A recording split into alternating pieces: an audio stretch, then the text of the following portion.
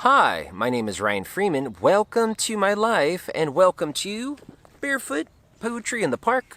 Sorry to show you my dirty feet. I just went running in the hills and I wanted to let you know that I really am barefoot. Why? Don't ask me. I'm going to do a sort of a cold read. I just found this poem right now. It's Derek Walcott is the poet. And the title of the poem is Love After Love. Love After Love. Here we go. There's just three stanzas. Here we go. The time will come when, with elation, you will greet yourself arriving at your own door, in your own mirror, and each will smile at the other's welcome and say, "Sit here, eat." You will love again the stranger who was yourself. Give wine, give bread, give back your heart to itself, to the stranger who has loved you all your life, whom you ignored, for another who knows you by heart. Take down the love letters from the bookshelf, the photographs, the desperate notes. Peel your own image from the mirror. Sit, feast on your life. Okay, everything I say today is just my own opinion. Feel free to disagree with me in the comments. I actually don't have any history on this poet or this poem, but love after love. So after a love, when one love has finished, another love has come. The taking down the love letters from the bookshelf, the photographs, the desperate notes. So take those down. Those are from the previous love. And feast on your life. Those are sort of the last images, but tying it in to what are we talking about? We're talking about after you've left a relationship, reconnecting with who you are. So let's go through this a little bit. The time will come when with elation. So the time will come. Time heals all wounds. So right now, usually when you come out of a love relationship, whether you broke up or you were the one broken up with, it's always painful, right? The time will come. The time will come. Time heals all wounds. With elation, a very positive mood, you will greet yourself arriving at your own door, in your own mirror, and each will smile at the other's welcome. So even though sometimes just after someone breaks your heart, right, or you lose someone that you love, maybe they didn't break up with you. Maybe they moved. Maybe they died. Who knows? A lot of times we want to die, right? We want to end it all. We can't imagine living without that person. But take heart, because the time will come when with elation you will greet yourself arriving at your own door, in your own mirror, and each will smile at the other's welcome. So you will be happy just to see yourself, just to be home with yourself. Will come a time, it may not be now, but it will come, and say, "Sit here, eat." You will love again the stranger who was yourself. Can we become estranged from ourselves?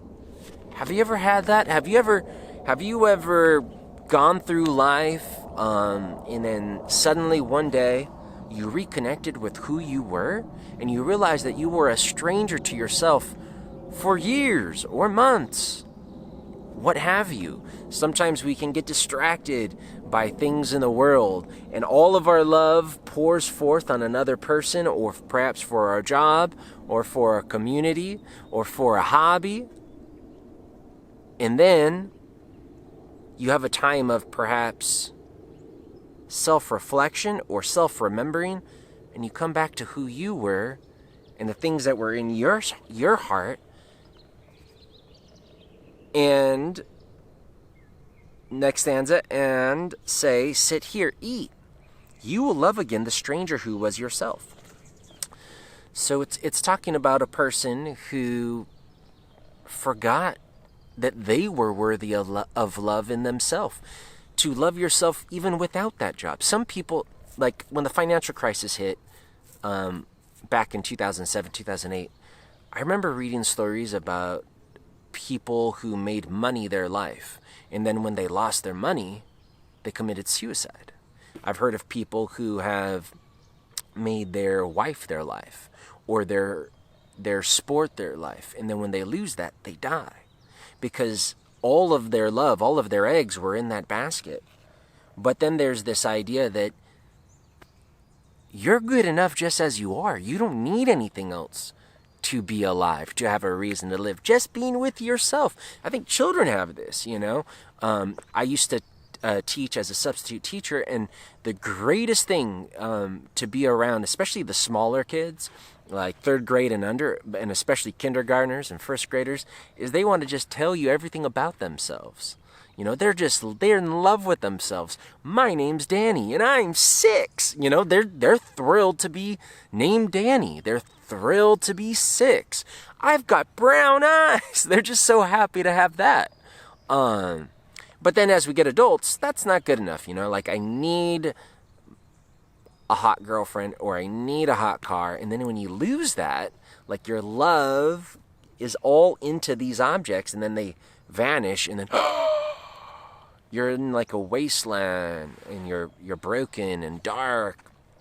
But in fact, the time will come, back to that first stanza, when with elation you greet yourself arriving. So even though we go through these dark deserts when we lose something that we love or have invested all of our energy in, that energy goes back into yourself, and you reconnect with something inside. And then sometimes that breakup or that loss ends up being a blessing in disguise, because you reconnect with who you were in your dreams when you were a child that you forgot about. Give back your heart to itself, to the stranger who has loved you all your life, whom you ignored for another. So, to that stranger. Who's the stranger? Yourself. And who, guess what? He's loved you all your life. That sounds weird. I'm going to connect this to a personal experience. When I was on ayahuasca several years ago, I was down in Ecuador, and I did an ayahuasca retreat, and I didn't have a lot of self-love before going into that. In fact, there was a lot about myself I didn't like, that I couldn't accept.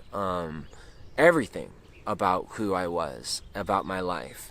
And then one of the things that happened, and I think that was one of the reasons I was so depressed and so anxious, is I wasn't happy with myself. You know, I had lost my career and moved countries, and I was going through a lot of stuff. But one of the things that ayahuasca did, it reconnected me with, in this poem, what it talked about, the stranger who has loved you all your life. It reconnected me with myself. The ayahuasca showed me my image when I was a baby. It showed me how beautiful each member of my family is. And I had totally lost consciousness of that, you know, and I had all of these stories in my mind that my family wasn't good enough, I wasn't good enough, my past wasn't good. And it replayed many events in my past from my early childhood, and showed me how loved I was, and how well taken care of I was, and how fortunate I was to be alive as Ryan Christopher Freeman with this family. I had denigrated and talked bad about my Christian upbringing, you know, and had used that as an excuse for some of my faults. And the ayahuasca showed me, man, you are lucky to be growing up in that church. Do you realize what you had? The community, the connection that it brought you to the divine source, even though you may not subscribe dogmatically to the same beliefs, that it was a blessing in my life. And I became reacquainted with who I was. And was two feelings. One was great sadness for the fact that I had forgotten how beautiful I was as a person, or in my history, in my past, and the people in my life.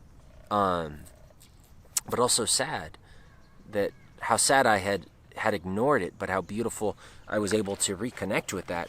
And this says in the very last part, take down all these desperate notes and these photographs. You're clinging to this person who is no more, right? Sometimes there are people who cling to someone they were in love with 20 years ago, They never, and they just think, oh, I made a mistake, blah, blah, blah. They're holding on. Take all that shit down, sit, feast on your life. And when I took those psychedelics, particularly a couple of those ayahuasca experiences, and the reason they were so healing was that it allowed me to feast on my life. And I think there's some messages in our culture that you shouldn't love yourself. This is actually one of my big complaints with Jordan Peterson. If you're a big Jordan Peterson fan, I like the guy, and he's very intelligent, and he's given me a lot of food for thought. But he has this idea, and it comes along as well in sort of Christianity and messages in our society that you're not good enough, that you're a miserable worm and an evil creature, and you need to be redeemed, and you always have to constantly improve yourself, and you have to constantly work on yourself. But that's not how you feel as a kid. You feel as a kid that you're perfect just as you are. You know, your hair, your eyes, your name, your religion, your family. And then suddenly we let messages come inside of us that divorces ourselves from ourselves. And then we're always trying to fix ourselves and improve ourselves and force ourselves to be someone worthy of love. But you know what? We don't need anyone else's love if we have self-love. And I think this topic is reconnecting with your soul, with this part. There's a part of you that, even if you don't love yourself, there's a part of you that does love you. And it's the real part of you. We let all of this societal bullshit that we're not good enough, the world's not good enough, our family's not good enough, our education's not good enough, blah, blah, blah. You are beautiful. You are a creature of nature, a unique creature of all of this, a part of this. You know, there's trees behind me. Some of the trees are short. Some of the trees are bald. Some of the trees are tall, slender. Some are fat. They don't spend their life hating themselves. No, they want water and sunshine and to grow. They don't care if the other trees love them. You know, we're so bamboozled by this social pressure, especially, you know, with Facebook and all of this interconnectedness, which is great. It is great to love other people, abso-fucking-lutely. Perhaps that's one of the biggest joys, but not to be divorced from yourself. I think you can love yourself and love others. And Derek Walcott, I hope I'm pronouncing his name correctly, Love After Love, is a reminder that whether or not you're suffering from a breakup or a loss of a job or whatever, you've lost something that your heart was invested in, that you always have yourself. And even though if you have all of the messages running through your head that all of us, you know, self-conscious humans do, that you're not good enough, you're too fat, you're too clumsy, blah, blah, blah, that you are worthy of your love, and a part of you actually does love who you are. And to reconnect with that and to self-heal, take down all this extraneous stuff that's from your past, that you're still investing all of your emotion into, and come back to center.